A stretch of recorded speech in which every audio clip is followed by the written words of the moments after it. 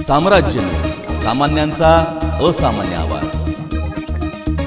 Corona positive रुग्णांच्या संपर्कात आलेल्या व्यक्तींना क्वारंटाईन केल्यानंतर पालिका प्रशासनाकडून कोणत्याच सेवा सुविधा उपलब्ध करून दिल्या जात नाहीत. त्यामुळे क्वारंटाईन झालेल्या रुग्णांमधून प्रचंड नाराजी व्यक्त केली जात आहे. सुरुवातीच्या काळात कोरोनाचा प्रादुर्भाव वाढत असताना प्रशासनास कोरोनाचा प्रादुर्भाव रोखण्याकरिता निश्चित अशा उपचार पद्धती माहीत नव्हत्या. त्यामुळे कंटेनमेंट झोन असो की कोरोनाची लागण झालेल्या रुग्णांचे विलगीकरण असो, हे करताना प्रशासकीय कारभारात गोंधळ उडाला होता. त्यामुळे प्रशासकीय यंत्रणेवर नाराजी व्यक्त केली जात होती. कोरोनासारख्या महामारीवर नियंत्रण मिळवण्याकरिता जागतिक पातळीवर आणि राष्ट्रीय स्तरावर अनेक उपाययोजना आणि मार्गदर्शक तत्त्वे सांगण्यात आली आहेत. म्हणून तर दुसऱ्या लाटेच्या काळात देखील प्रशासनाने आपली चोख भूमिका निभावल्याने काही भागात कोरोनासारख्या महामारीवर नियंत्रण मिळवणे शक्य झाले आहे. पण पालिका प्रशासन कोरोनाच्या पार्श्वभूमीवर ठोस अशा उपाययोजना करण्यात अयशस्वी झाली आहे. मागील काही महिन्यांपासून शहरातील कोविड रुग्णांकरिता कोविड सेंटर आणि संक्रमित झालेल्या रुग्णांकरिता क्वारंटाईन सेंटरची व्यवस्था जुडे सोलापूर येथील म्हाळा कॉलनीत करण्यात आली आहे. पण या क्वारंटाईन सेंटरवर पालिका प्रशासनाकडून क्वारंटाईन रुग्णास सेवा सुविधा उपलब्ध करून दिल्या जात नाहीत. मागील 5 दिवसापासून आम्हाला क्वारंटाईन करण्यात आले आहे, पण म्हाळाच्या कॉलनीत पिण्याच्या पाण्याची सोय नाही.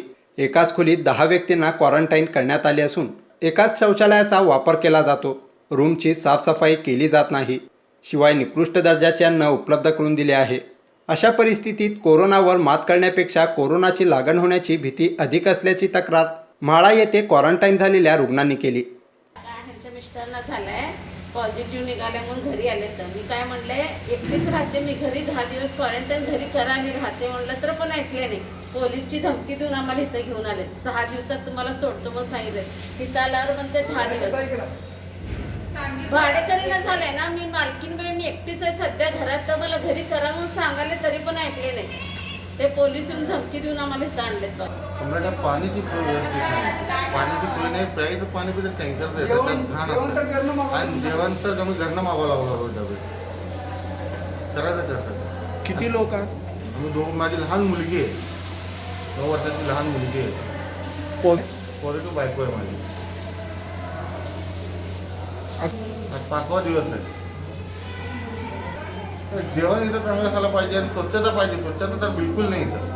आणि आज मी बाथरूम वगैरे टॉयलेट धुवायला पण माणूस येत नाही आहे. तर निम्म्याला जे माणूस आहे तो कालच धुवून जातो, आता कोणच येत नाही टॉयलेट वगैरे धुवायला.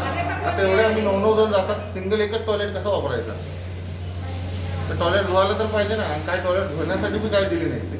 मी नीलमनगर MIDC फ्लॅट नंबर 42 कामगार श्रमिक नगर नेताजी शाळेसमोरच्या ह्याच्यामध्ये राहते. आणि मी भाड्यानं राहतो. भाड्यानं आम्ही त्या वाड्यात होतो. त्याच्या बाजूच्या पेशंटला मंगळवारी घेऊन गेले, तर म्हणजे तिनं मापाला गेली होती, तिथं तिला तपासाला पाठवलेलं. आणि बुधवारी लगेच तिचं रिपोर्ट आलं म्हणून ते आशा वर्कर असतात ना, आले. तर म्हणलं की तुमच्या पेशंटचा रिपोर्ट पॉझिटिव्ह आला आहे, तुम्हाला सगळ्यांना होम क्वारंटाईन करण्यासाठी घेऊन जावं लागतं म्हणून आले. आणि आता इथं आल्यावर आम्हाला कळालं की आमचं पेशंट निगेटिव्ह आहे, त्याला काहीच झालं नाही. असले तरी ते झोपते तर घाबरून बिचारा काढत नाही, काय नाही. कचरा कुरकुरे खावा, पाकिट खावा, चहा प्या, ग्लास, ते सगळे तसंच पडतात. ते स्वतः मी काल परवा काढून मग तिथं थांबले. कोण तंबाखू खाऊन थुकलेलं तसंच आहे.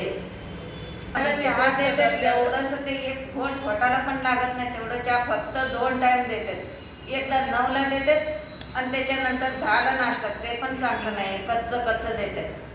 आणि ते जेवणामध्ये काय नाही, बिगर तिखट मीठ तेलाचं एवढं डाळ आणि ते काय तर उकडलेली भाजी गरगटा करून आणते. आणि 2 चपात्या ते कच्चे पक्के. आज सकाळी नाश्ता दिला तर माझ्या आळ्या निघाल्या, तर तिथं मला 2-3 वेळा उलटी झाली. सगळ्यांनी बघितलं. मुलांना भूक लागायला म्हणून काल सकाळीपासून रडले. तर दुपारी डबा बाजूच्या घरात डबा आणलं, तर ते भात घेऊन खाऊ घातले 2 मुलींना. काल रात्रीला बसून 1 ग्लास दूध दिलेत, बिस्किट दिलेत, तेच खाऊन झोपलेत मुलं. आता सकाळीपासून जेवण नाही, काय नाही, रडायला नाश्ताच नाही. आता पोहे आणलेत, ते पोहे पण भूक लागले म्हणून तसंच खाल्ले, तर मी बघितले पण नाही. आता 10 जण एका रूमामध्ये आहे आम्ही. ते 2 आहेत, ते नाही बाजूला आहेत, एकच आहे. आता आम्ही 8 जण आहे, त्यांनी 2, त्याने एक सेपरेट आहे. काय पण नाही, आम्ही जाडून घ्यायला घर सगळं. डॉक्टर आले तर चेकअप करायला चालले. तर ऑक्सिजन तर पण नाही आम्हाला आणि उगा- घरी चाल रडायला येतं आम्हाला करा चेकअप करून 5 दिवसला करा 9 दिवसला तरी पाठवा म्हणजे तर अजून 5 दिवस झाले काय आंघोळीला पाणी नाही काय नाही त्यांना पाणी आंघोळ केलं तर पोरं आंघोळ करतो म्हणून रडायला येतं आंघोळ केलं तर सर्दी झालं तर कसं म्हणून तसंच आता पाय धुवायला साबणाने केंद्रीय आणि राज्याच्या आरोग्य मंत्रालयाकडून कोरोनाचा प्रादुर्भाव रोखण्याकरिता योग्य अशा मार्गदर्शक तत्त्वे सांगितले आहेत. त्या पद्धतीने कोविड सेंटर आणि क्वारंटाईन सेंटरवर सेवासुविधा उपलब्ध करून देणे अपेक्षित आहे. अन्यथा पालिका प्रशासनास मोठी किंमत मोजावी लागेल हे मात्र नक्की.